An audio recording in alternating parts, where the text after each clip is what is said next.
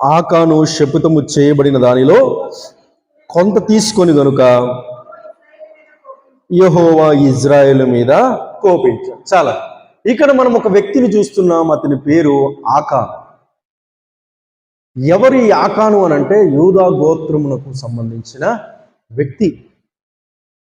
ఈ ఆకాను శపితమైన వాటిని చూసి, ఆ బంగారు కమ్మిని, వస్త్రాలను, వీటిని చూసి ఈ ఆకాన్ ఏమైపోయాడు తెలుసండి? పడిపోయాడు. సైతాను వీటి ద్వారా ఆకాన్ని పడేసే ప్రయత్నం చేశాడు.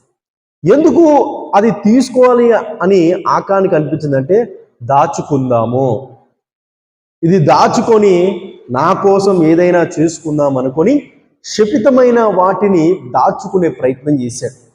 ముందే యెహోషువ ద్వారా దేవుడు సెలవిచ్చాడు. ఏమని సెలవిచ్చాడో 6వ అధ్యాయంలో మనకి స్పష్టంగా కనబడుతుంది. రైట్, 18వ వచనం. శపించబడిన దానిలో కొంచెమైనను మీరు తీసుకుని ఎడల మీరు శాపగ్రస్తులై ఇజ్రాయేలు పాలెమునకు శాపము తెప్పించి దానికి బాధ కలుగజేయుదురు గనుక శపింపబడిన దానిని మీరు ముట్టకూడదు. వెండియు బంగారును ఇత్తడి పాత్రలను ఇనుప పాత్రలను యెహోవాకు ప్రతిష్టములగును, వాటిని యెహోవా ధనాగారంలో నుంచవలెను.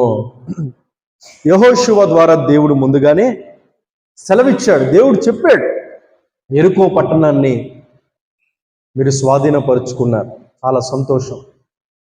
పెద్ద పెద్ద గోడలు ఉన్నప్పటికీ నేను చెప్పిన ప్రకారం యాజకులను పెట్టి 7 సార్లు, 7వసారి 7 వీటంతా కూడా మీరు ప్రార్థన చేసి కేకలు వేసి యెరికో పట్టణం గోడలు కూలిపోయాయి. ఇదంతా కూడా మీరు ఆ పట్టణాన్ని స్వాధీనపరుచుకున్నారు. అయితే మీరు ఆ యెరికో పట్టణాన్ని స్వాధీనపరుచుకొని దాటి వెళ్తూ ఉన్నప్పుడు శపించబడిన దాన్ని ఏది కూడా మీలో ఎవ్వరు కూడా ముట్టకూడదు. ఒకవేళ దాంట్లో బంగారము కానీ వెండి కానీ ఏమున్నా సరే అవి దేవునికి సంబంధించింది. దేవునికి సంబంధించింది మీరు ముట్టకూడదు అని చెప్పాడు. అనగా అది మీది కాదు, వెండి బంగారము నాదే అని బైబిల్లో దేవుడు ఒకసారి చెప్తాడు. కాబట్టి యెహోషువ ద్వారా దేవుడు క్లియర్గా చెప్పేశాడు, దాన్ని ముట్టకండి, అది మీది కాదు అని చెప్పినప్పుడు అందరూ ఆ మాట విన్నారు. విన్న తర్వాత ఏమైందంటే, ఈ ఆకానులో ఇలాంటి ఆశ పుట్టి ఏం చేశాడో తెలుసండి? ఎవరూ చూడట్లేదు కదా అని చెప్పేసి సైలెంట్గా వెళ్ళి బంగారు కమ్మిని, వెండిని, వస్త్రములన్నీ కూడా తీసుకొని దాచేసాడంట. అది ఎక్కడ దాచాడో మనం ఒక పేజ్ ఒకసారి టర్న్ చేద్దాం. 19వ వచనం.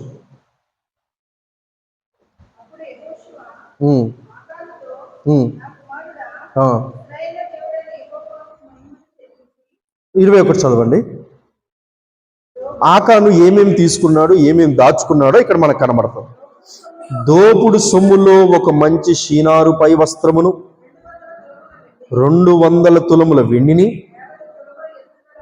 50 తులముగల ఎత్తుగల ఒక బంగారు కమ్మిని నేను చూచి వాటిని ఆశించి తీసుకొంటిని. అదిగో నా డేరా మధ్య అవి భూమిలో దాచబడి ఉన్నవి. భూమిలో ఇవన్నీ కూడా దాచేసుకున్నాడు. ఎవరికి చెప్పబెట్టకుండా, ఎవరికి తెలియకుండా వాటినంతా కూడా, ఈ బంగారు కమ్మిని, వెండిని, ఈ వస్త్రములు, షీనారులు ఇవన్నీ తీసుకొని దాచేశాడు. అలా దాచబడింది ఇప్పుడు ఎవరికి కూడా తెలీదు అనుకున్నాడు ఈ ఆకాన్. మరి ఏం జరిగింది? ఈ యెరికో పట్టణము తర్వాత హాయి అనేటటువంటి పట్టణం ఉంది. ఆ హాయి అనేటటువంటి పట్టణము చాలా చిన్న పట్టణం. ఆ హాయి అనే పట్టణము ఎలాగుంది ఒకసారి చూసి రండని యెహోషువ అనేటటువంటి నాయకుడు కొంతమంది వేగుల వారిని పంపించాడు. అలా వేగుల వారు వెళ్ళి ఏ సమాచారం తీసుకొచ్చారో ఒకసారి మనం చదువుదాం. 7వ అధ్యాయము 3వ వచనం. హాయి పురమును వేగి చూచి యెహోషువ యొద్దకు తిరిగి వచ్చి, జనులందరినీ వెలనీయకుము, 2-3 వేల మంది వెళ్ళి హాయిని పట్టుకొని వచ్చును. జనులందరూ ప్రయాసపడి అక్కడికి వెళ్ళనేలా, హాయి వారు కొద్దిగానున్నారు కదా అనిరి. కాబట్టి జనుల్లో ఇంచుమించు 3,000 మంది అక్కడికి వెళ్ళిరి గాని వారు హాయి వారి ఎదుట నిలువలేక పారిపోయేది. ఇప్పుడు కొంతమందిని యెహోషువ వివేకి చూడడానికి పంపించాడు. అయ్యా, మీరు వెళ్ళి అసలు ఈ హాయి అనే పట్టణము, ఈ హాయి అనేటటువంటి ప్రాంతము అసలు ఏంటి, దాంట్లో ఉన్న సైన్యం ఎంత, దాన్ని మనం జయించగలుగుతామా లేదా, ఒకసారి మీరు అలా వెళ్ళి చూసి రండి అని వేగుల వారిని పంపించారు.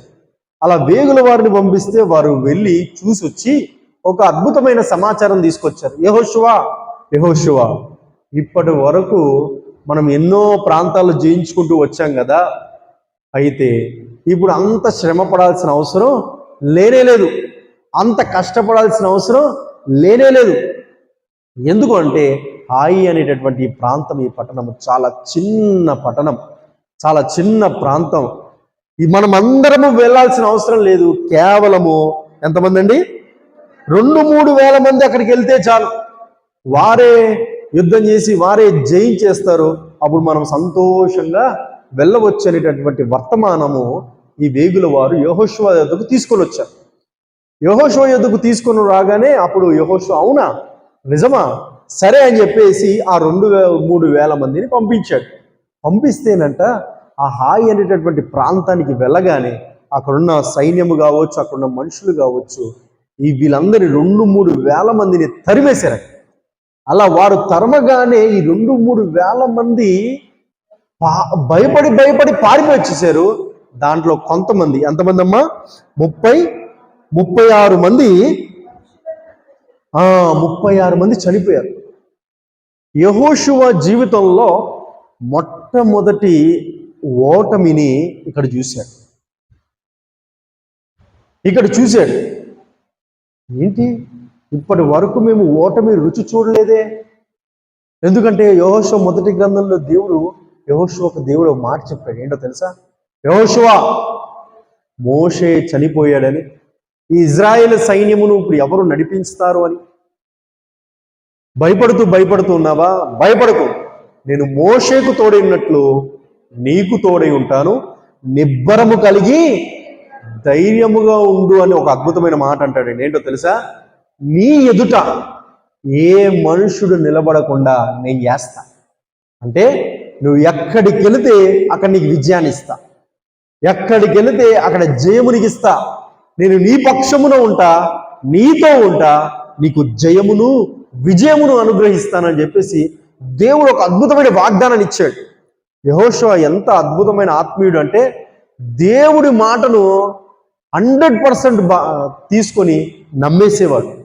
నిజంగా దేవుడి వాగ్దానం చేశాడంటే ఆ వాగ్దానం ఖచ్చితంగా నా జీవితంలో నెరవేరుతుందని నమ్మేసి, ఆ విధంగా నమ్మి నాయకత్వ బాధ్యతలు తీసుకొని సైన్యాన్ని, ప్రజలందరినీ కూడా నడిపించుకుంటూ తీసుకుని వెళ్తున్నారు. ఇక్కడేమో మొట్టమొదటిగా ఓటమి రుచి చూశాడు. సరే, ఈ 2-3 వేల మంది పారిపోయి వచ్చారు, ఇంకా బలవంతులను మనం పంపిద్దాము అని ఆలోచన కాదు, కానీ 36 మంది చనిపోయారు. ఏంటి చనిపోవడము, ఎందుకు ఇలా పారిపోయి తిరిగి రావడము, ఎప్పుడు ఇలా జరగలేదు కదా అని చెప్పేసి వెంటనే బలమైన సైన్య బలం ఇంకా కొంతమంది వెళ్ళండి అని కూడా ఆజ్ఞాపించలేదండి. మరి ఏం చేశాడో తెలుసా అండి? ఒక్కసారి మనం చూద్దాం. బట్టలు చింపుకొని తానును ఇజ్రాయేలు పెద్దలను సాయంకాలం వరకు యెహోవా మందసం ఎదుట నేల మీద ముఖములు మోపి తమ తల్ల మీద బూడిద పోసుకొనుచు, అయ్యో ప్రభువా, యెహోవా, మమ్మును నశింపజేయునట్లు అమోరీల చేతి మమ్మును అప్పగించుటకు ఈ జనులను ఈ యోర్దాను నీవెందుకు దాటించితివి? మేము యోర్దాను అవతల నివసించుట మేలు, ప్రభువా కనికరించుము ఇజ్రాయేలు తమ శత్రువులు ఎదుట నిలవలేక వెనుకకు తిరిగినందుకు నేమేమి చెప్పగలవు? చాలండి. ప్రార్థన చేయడం మొదలు పెట్టాడు. యెహోషువ దగ్గర చాలా బలమైన సైన్యం ఉన్నప్పటికీ 36 మంది చనిపోగానే, ఇందాక మనము యెహోషువ బట్టలు చింపుకొని అన్నదాని పైన కాబట్టి జనులు గుండెలు కరిగి నీరైపోయారు. అనగా అందరూ బాధపడిపోతున్నారు. అందరూ బాధపడడం ఒక ఎత్తు అయితే, యెహోషువ ఇంకా బాధపడిపోతున్నారు. 36 మంది చనిపోయారు. తిరిగి పారిపోయి వీళ్ళందరూ కూడా వచ్చేసారు. ఏంటి పరిస్థితి అని ఆలోచించి ఇంకా బలమైన వారిని పంపిద్దాము అనే ఆలోచన రాలేదు. కానీ వెంటనే దేవుని సన్నిధికి మనం వెళ్ళి మోకరిద్దాము అనే ఆలోచన వచ్చింది. దేవునికి స్తోత్రం. పోరాడుటకు ఇప్పుడు మనకి బలము సరిపోవట్లేదు. మనము ఎవరి పాదాల మీద పడాలి? దేవుని పాదాల మీద పడాలి. 2-3 వేల మంది వెళ్తేనే మనము జయించవచ్చు అని వేగుల వారు చెప్తే 2-3 వేల మంది వెళ్ళారు, తిరిగి వచ్చేసారు, 36 మంది చనిపోయారు. ఇప్పుడు పోరాడుటకు మనకు బలము సరిపోదు. ఇప్పుడు మనం ఏం చేయాలి? దేవుని పాదాల దగ్గర మనం వచ్చి పడి ప్రార్థించాలి. అలా ప్రార్థించినట్లయితే దేవుడు మనకి జవాబిస్తాడనేటటువంటి ఆలోచన యెహోషువకి ఎప్పుడు కూడా ఉండేది. చూడండి, ప్రస్తుతం ఉన్న రోజుల్లో చాలా మంది ఏం చేస్తున్నారు తెలుసా? ఏదైనా సమస్య వచ్చింది అనుకోండి, ఈ సమస్యను నా దగ్గర ఉంది, డబ్బు ఉంది కదా, ఈ డబ్బు ద్వారా ఈ సమస్యను తీర్చుకోవచ్చు అని డబ్బు మీద ఆధారపడుతున్నారు. ఈ సమస్యను నాకు బంగారం ఉంది కదా, ఎంతో కొంత బంగారం ఉంది కదా, ఆ బంగారం తాకట్టు పెట్టు, అమ్మో, మొత్తానికి ఇదొకటి చేసి ఇది నాకున్న బంగారము ద్వారా నేను నాకున్న ఈ సమస్యను తీర్చుకోవచ్చు అని బంగారం మీద ఆధారపడుతున్నారు. ఇంకొంతమంది నాకు ఆస్తిపాస్తులు ఉన్నాయి కదా, స్థలాలు ఉన్నాయి కదా, వాటిని మనం ఏదో ఒకటి చేసి ఈ సమస్యల్లో నుంచి బయటపడదాం, ఈ సమస్యను తీర్చుకుందామని స్థలాలు పొలాల మీద ఆధారపడే ప్రయత్నం చేస్తున్నారు.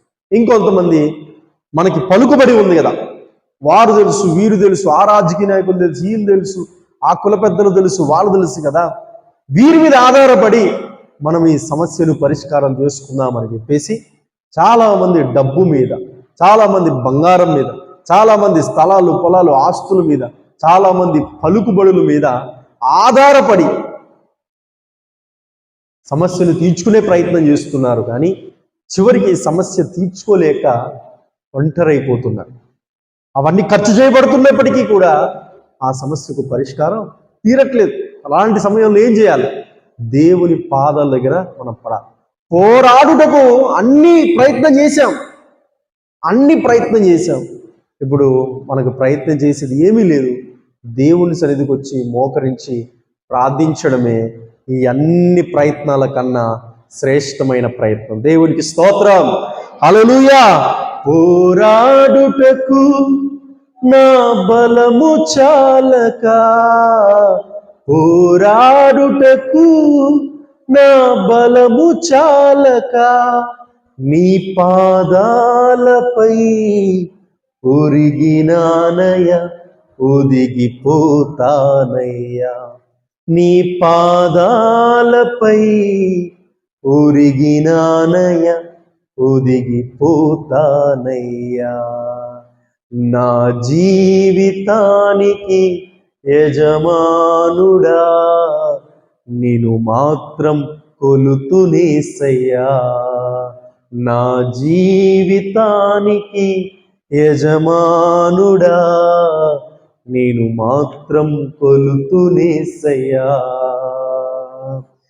నిత్యత్వములో నిన్ను చేరే వరకు ఈ జీవితం నీదేనయ్యా. నా జీవితానికి యజమానుడా నేను మాత్రం కొలుతునేసయ్యా.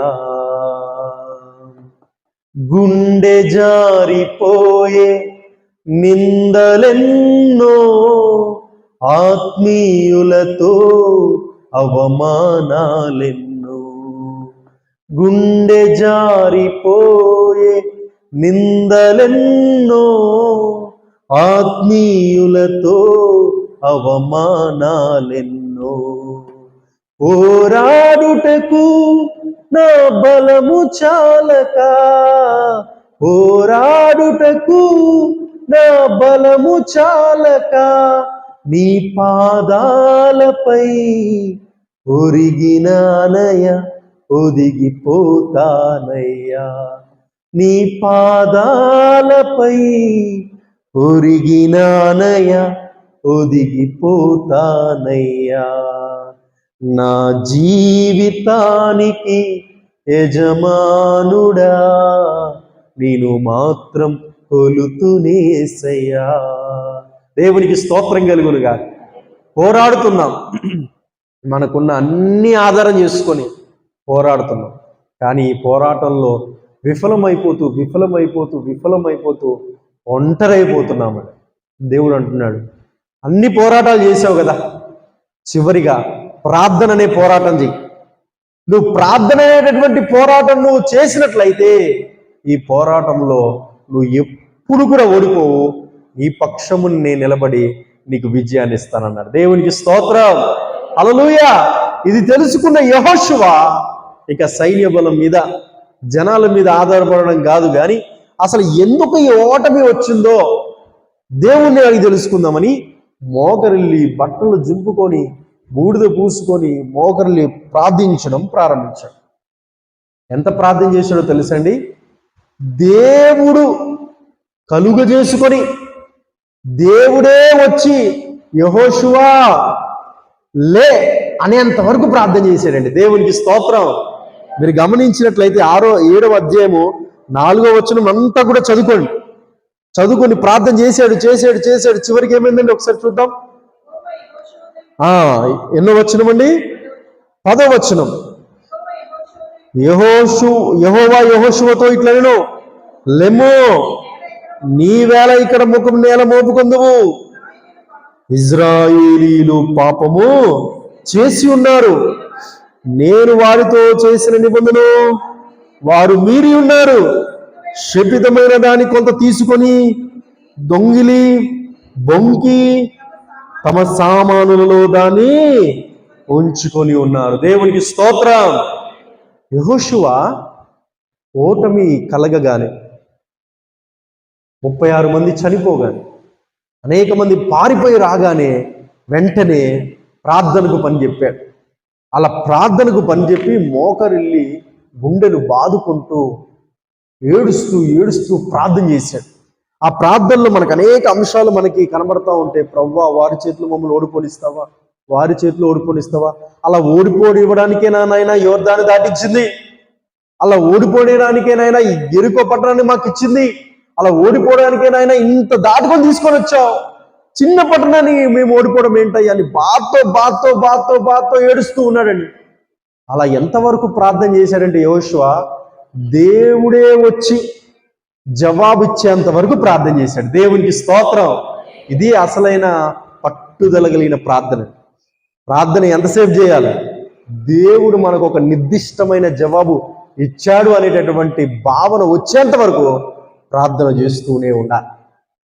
ఏదైనా కష్టం వచ్చిందా, నష్టం వచ్చిందా, ఏదైనా సమస్య వచ్చిందా, ఏదైనా తీరని సమస్య వచ్చిందా, ఏదైనా ఓటమి చూసారా, ఏదైనా ఆర్థిక ఇబ్బందులతో వచ్చారా, ఎందుకు వచ్చింది ఇవన్నీ అని మనం ఒక్కసారి దేవుని సన్నిధిలో మనస్ఫూర్తిగా వేటిని పట్టించుకోకుండా ప్రార్థన చేస్తేనంట ఆ సమస్య నీకు ఎందుకు వచ్చిందో, ఆ కష్టము నీకు ఎందుకు వచ్చిందో, ఆ నష్టము నీకు ఎందుకు వచ్చిందో, ఆ పరిస్థితి నీకు ఎందుకు వచ్చిందో అని దేవుడు ఖచ్చితంగా తెలియజేస్తాడు.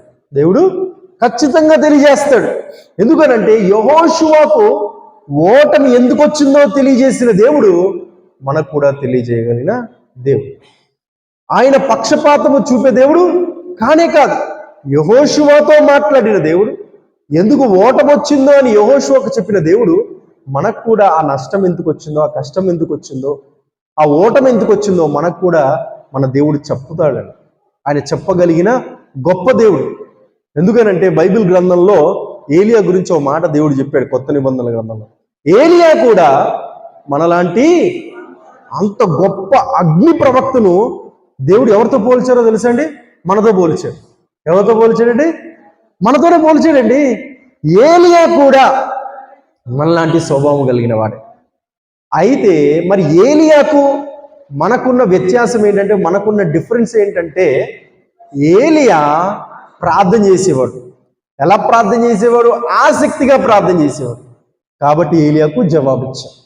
మరి మనకున్న డిఫరెన్స్ ఏంటంటే, మనము వెంటనే తూతూతురు మంది ఏదో ఆమెను అంటాము, వెంటనే జవాబు వచ్చారు. ఏదేదో ప్రార్థన చేస్తాము, వెంటనే జవాబు వచ్చారు. అలా కాదు, ఆసక్తిగా ప్రార్థించాలి. ఎలా ప్రార్థించాలమ్మా? ఆసక్తిగా మనం ప్రార్థించినట్లయితే దేవుడు మనకు కూడా జవాబు ఇస్తాడండి. అంత నమ్మదగిన దేవుడు. యెహోషువ చూడండి, ప్రార్థనలో కూర్చున్నాడు, మోకరించాడు, ప్రార్థనను ప్రారంభించాడు. ఎంతవరకు ప్రార్థన చేశాడంటే, దేవుడే జవాబిచ్చేంత వరకు ప్రార్థన చేయడం నేర్చుకున్నాడు. అలాంటి ప్రార్థన మనము నేర్చుకోవాలి. ఎప్పుడు నేర్చుకుంటాం? ఇదిగో ఇలాంటి ఉపవాస ప్రార్థనలకు వచ్చినప్పుడు, ఇలాంటి 7వ నెల ఉపవాస ప్రార్థనలు మనం వచ్చినప్పుడు మనము కూడా ఎక్కువసేపు ప్రార్థన చేయగలుగుతాం. ఎంతసేపు చేయగలుగుతామండి? ఎక్కువసేపు. ఆదివారం మీరు ఎంతసేపు ప్రార్థన చేయగలుగుతారా? ఒకవేళ అంతసేపు ప్రార్థన చేస్తే ఏం చేస్తారు తెలుసా? పక్కన వాళ్ళు తడుముతూ ఉంటారు. టైం అయిపోతుంది, తొందరగా ముగిస్తే పాట పాడతారు. టైం అవుతుంది, తొందరగా ముగిస్తే ఇంకో ప్రార్థన చేస్తారు. టైం అయిపోతుంది అంటారు. ఎక్కువసేపు ప్రార్థన చేయడానికి అవకాశం ఉండవు. కానీ ఇలాంటి 7వ నెల ఉపవాస ప్రార్థనలు, ఇలాంటి మన ఆత్మీయ తల్లి గారు ఏర్పాటు చేసిన ఉపవాస ప్రార్థనలో ఎంత ఎక్కువసేపు అయినా మనము ప్రార్థన చేయొచ్చు. అలా ఎక్కువసేపు ప్రార్థన చేయడం వలన మనం ప్రార్థనలో బలపడతాం. ఒకటి, దేవుడి దగ్గర నుండి శ్రేష్టమైన జవాబులు పొందుకుంటాం. ఇప్పుడు ఆకాను ఎవ్వరికి తెలియకుండా ఈ వస్త్రాలన్నీ దాచేసాడు, కప్పెట్టేశాడు. కప్పెట్టేసిన తర్వాత యెహోషువ ప్రార్థించినప్పుడు దేవుడండి యెహోషువకు తెలియజేశాడు, యెహోషువ లే, ఓటమికి కారణం ఏంటో నేను చెప్తున్నాను విను అని ఇక్కడ మనకి వాక్యంలో దేవుడు సెలవిస్తున్నాడు. ఒకసారి చూద్దాం. 10వ వచనం. యెహోవా యెహోషువతో ఇట్లనెను, లెమ్మో, నీ వేళ ఇక్కడ ముఖము నేల మోపుకొందువు. ఇజ్రాయేలీలు పాపము చేసి ఉన్నారు, నేను వారితో నిబంధనలు వారు మీరి ఉన్నారు. శపితమైన దానిని కొంత తీసుకొని దొంగిలి బొంకి తమ సామాన్లో దాన్ని ఉంచుకొని ఉన్నారు. ఇది జవాబు దేవుడు యెహోషువకు చెప్తున్నాడు. యెహోషువ, ఓటమి వచ్చిందని భారంతో ప్రార్థన చేస్తున్నావు కదా, అసలు ఓటమి ఎందుకు వచ్చిందో, ఎందుకు చనిపోయారో, ఎందుకు పారిపోయి వచ్చేసారో దానికి కారణం ఏంటంటే ఇదిగో ఇది కారణం అంటూ ఏమన్నాడు తెలుసా? ఇజ్రాయేలీలు నా ఎదుట పాపము చేసి ఉన్నారు. పాపం చేసింది ఎవరండి? ఆకాను ఒక్కడే. ఆకాను ఒక్కడే పాపం చేస్తే దేవుడు ఎలా పరిగణించాడో తెలుసండి? ఇజ్రాయెల్ అందరూ కూడా నా ఎదుట పాపం చేశారు. ఇప్పుడు ఆకాను చేసిన పాపానికి ఆకాను ఓడిపోవాలి, లేకపోతే ఆకాను వెంటనే మరణించాలి. కానీ దేవుడు అలా అలా లెక్క చెప్పలేదు. ఆకాను చేసిన పాపానికి దేవుడు ఇజ్రాయెల్ అందరికీ కూడా ఓటమిని దేవుడు అనుమతించాడు. చూడండి, చాలామంది కుటుంబంలో భర్తలు పెద్దవారు ఏం చేస్తారండి? నేను తాగుతున్నాను కదా, నేను తిరుగుతున్నాను కదా, నువ్వేమో డబ్బులు ఇచ్చావా, నా జీవితం నా ఇష్టం అని చెప్పేసి చాలామంది ఏం చేస్తున్నారండి? తాగి తాగి తాగి అనారోగ్య పాలు తెచ్చుకొని చివరికి తాను నష్టపోతున్నాడు, తాను కష్టాల పాలవుతున్నాడు, తన కుటుంబాన్ని కూడా కష్టాలు పాలు చేస్తున్నాడు. సేవ ప్రారంభంలో గవర్నమెంట్ హాస్పిటల్లో ప్రార్థన చేయడానికి వెళ్తూ ఉండేవారు. ప్రతి శనివారం ఒక గంట సేపు అలాగా కొంతమందికి ప్రార్థన చేస్తుండేవారు ప్రారంభం. అలా జనరల్ వార్డులో వెళ్ళినప్పుడు చాలామంది ఆ బెడ్ మీద ఉండేవారు. ఒకరి దగ్గరికి వచ్చి ప్రార్థన చేసే ముందు, అయ్యా ఏంటి మీ పరిస్థితి, ఏంటి కారణం? కొంతమందికి బ్యాండేజ్లు ఉండేవి, కొంతమంది కట్లు ఉండేవి, కొంతమంది గాయాలు ఉండేవి. ఏంటి అంటే వాళ్ళు చెప్పేవారు, అండి భయంకర తాగేవాడిని అండి, నిన్న ఏదో గొడవ అయిందండి, ఆ గొడవలో నన్ను కొట్టేశారు, ఆ గొడవలో నన్ను ఇలా కొట్టేసి, ఆ గొడవలో నాకు దెబ్బలు తగిలినాయి, ఆ గొడవలు అని చెప్పేసి 10 మందిని ప్రార్థన చేయడానికి వెళ్తే 9 మంది ఇదే ఎక్కువ చెప్పేవారు. ఆ త్రాగడం వల్ల కొంత అనారోగ్యంలో ఉండేవారు, కొంతమంది ఉండేవారు. అప్పుడు అతని దగ్గరికి నేను ఓ మాట చెప్పేవాడు, ఏమండి మీరు త్రాగారు, మీరు గొడవ పడ్డారు, మీరు గాయాల పాలయ్యారు, మీరు చేసిన ఈ పనులకు మీరు నష్టపోయారు, మీరు కష్టాలు పాలయ్యారు, మీరు ఆసుపత్రుల పాలయ్యారు. అలాగే మిమ్మల్ని నమ్ముకున్న, మీ మీద ఆధారపడిన మీ యొక్క భార్య కూడా పక్క నుండి సేవలు చేస్తుంది కదండి అని వారికి చెప్పి, అలా చేయడం మంచిది కాదని చెప్పి ప్రార్థన చేసేవారు. ఇలాగా కొంతమంది కాదండి, ప్రస్తుతం ఉన్న ఈ సమాజంలో అనుకుంటారు, కుటుంబంలో నేనొక్కడిని చేస్తే నాకు ఒక్కడికే జరుగుతుంది, ఏదైనా జరిగితే. కాదు కాదు కాదు, ఆ ఒక్కరిని బట్టి కుటుంబం అంతా నష్టపోతుంది. చూడండి, కొంతమంది ఇంట్లో పెద్దవారు లేకపోతే భర్తలుగా ఉంటున్నవారు ఏం చేస్తారు, ఎవ్వరికి తెలియకుండా అప్పులు చేస్తూ ఉంటారు. ఏం చేస్తారండి? అప్పులు చేస్తారు. అసలు ఎంత అప్పు చేశారో, ఎవరు చేశారో ఒక్క ముక్క కూడా భార్యకు తెలియనిరు, ఇంట్లో వారికి ఎవరు తెలియనిరు. పరిస్థితి కొద్దిగా అనానుకూలంగా ఉన్నప్పుడు ఆ అప్పులన్నీ ఎవరు కట్టాల్సి వస్తుందని తర్వాత పిల్లలు. ఏం చేయలేని పరిస్థితుల్లో వాళ్ళు కట్టాల్సి వస్తుంది. ఎక్కడి నుంచి తీసుకురావాలి, ఎక్కడి నుంచి కట్టాలి? అలాగే మాకు తెలిసిన ఓ ఫ్యామిలీ వారు ఏం చేశారు, అప్పులు చేసి చేసి చేసి చేసి ఆయన మొత్తానికి ఒక ఇల్లు కొనేశారట. ఇల్లు కొనేసిన తర్వాత మొత్తానికి అప్పులు చేసి ఏదో లోన్ పెట్టి ఇల్లు కొనేసిన తర్వాత ఏదో అనారోగ్యం చేత ఆయన చనిపోయారు. ఆ ఇంట్లో ఉన్నారు, 3-4 సంవత్సరాలు ఉన్నారు, చనిపోయారు. చనిపోయిన తర్వాత బ్యాంక్ వాళ్ళు లోన్ అని చెప్పారు, ఇంత విషయం ఓకే. కానీ ఇంకా చాలా మంది కాగితాలు తీసుకొని వచ్చారు. ఇదిగో మీ వారు ఇంత అప్పు చేశారు, ఇంత అప్పు చేశారు, ఇంత అప్పు చేశారు, ఇంత అప్పు చేశారు. కొన్ని బ్యాంక్ లోన్ అయితే మాకు తెలుసండి, ఇవన్నీ ఏంటండి, ఇవన్నీ మేము ఎక్కడ కట్టగలుగుతామంటే వారు చెప్పారు, ఏదైనా చేయండి, మీరు మాకు కట్టాల్సిందే అని చెప్పారు. ఆ విధముగా తర్వాత ఏం చేయలేని పరిస్థితిలో ఆ ఇల్లునే అమ్మేసుకొని తర్వాత అవన్నీ కట్టేసుకొని చిన్న అద్దెంట్లో ప్రస్తుతం జీవిస్తున్నారు. ఇక్కడ ఆకాను శపితమైన దానిని ఏం చేశాడండి, దాచుకున్నాడు. తద్వారా ఓటమి ఇజ్రాయిల్ అందరికీ రాగానే వెంటనే ఈ ఇజ్రాయిల్లో ఎవరు దొంగతనం చేశాడు అని చెప్పేసి నువ్వు తెలుసుకో యెహోషువ అన్నప్పుడు అందరినీ ఫిల్టర్ చేయగా చేయగా చేయగా ఆకాను అని తెలిసిపోయిన తర్వాత ఆకానుకు ఏ శిక్ష పడిందో మనకి పరిశుద్ధ గ్రంథంలో చదివితే మనకి అర్థమవుతుంది. తర్వాత ఆకాను తుడిచివేయబడ్డాడు.